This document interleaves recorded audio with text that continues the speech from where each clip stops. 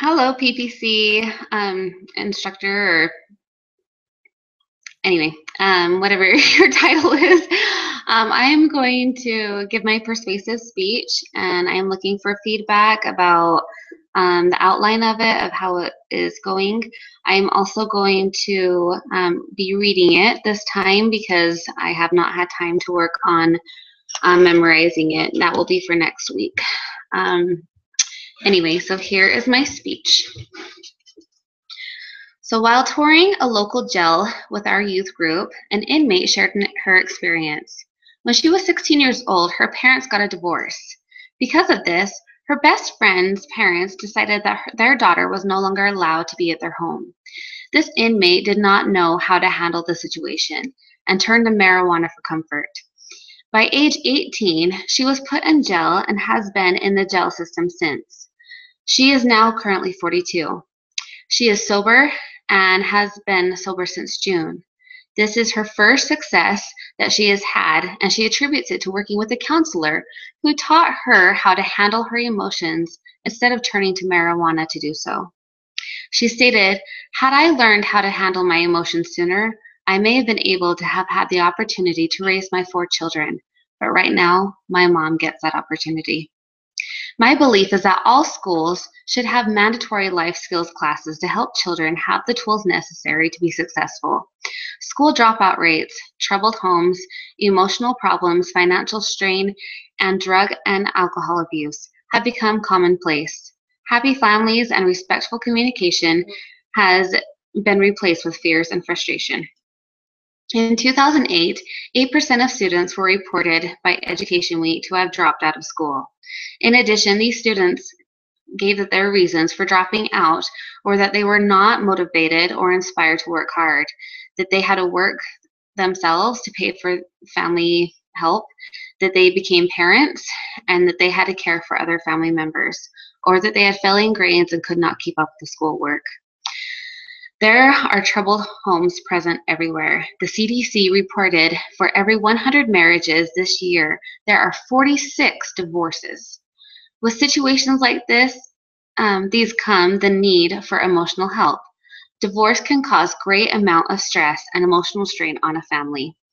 The National Network of Depression Centers stated, "Depression and suicide are prevalent today. Every 12.3 minutes, there is one death by suicide in the United States, which equaled 42,773 in 2014. Financial problems have brought great strain on people as well. Debt.org quoted that the number of bankruptcy filings in the United States has steadily increased over the last century and hit an all-time high in 2005, when more than 2 million cases were started. In that year, 1 out of every 55 households filed for bankruptcy." Drugs and alcohol have also become common stress reducers. The National Institute for Drug Abuse reported that 40.8% of college students have reported having been drunk in the past month. These are all cries for help. Our society faces serious problems, and if solutions are not taught at home, where else can we show that support? I propose in the school. Life skills such as study skills, communication skills, emotional skills, transition and work and budgeting skills should be taught within the curriculum starting in elementary school and offered to families through the school district. A family member of mine came home from her first week of college blown away as her teacher began the week explaining effective note-taking skills, ideas for studying, and explaining the difference between audible and visual learners. Bewildered but excited, she expressed, "Why has nobody ever taught me these things before? Studying this way could have helped me so much and made it more effective had I known this." So number one, teaching study skills could help prevent frustrated children from dropping out of school because they will have the tools necessary to study effectively. Teaching them to draw out a math problem or to sing a song to memorize facts, test-taking skills, and how to pick out information to know can help them feel successful. Studying takes grit, which can help a frustrated child know and how to recognize that effort has to occur for improvement to take place.